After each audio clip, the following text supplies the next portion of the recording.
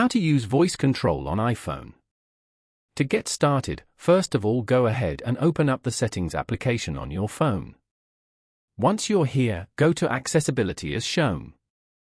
From here, you can personalize iPhone in ways that work best for you with accessibility features for vision, mobility, hearing, speech, and cognition.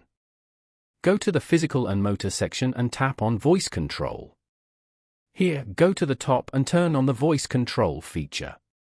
Voice Control allows you to use your voice to control your iOS device even when you are on calls. Then, tap on Open Voice Control Tutorial as shown. Here, go to the Collections section and tap on Getting Started. Then, tap on Continue below. Keep tapping on Continue till you reach this page. After that, go to the top right corner and tap on Done.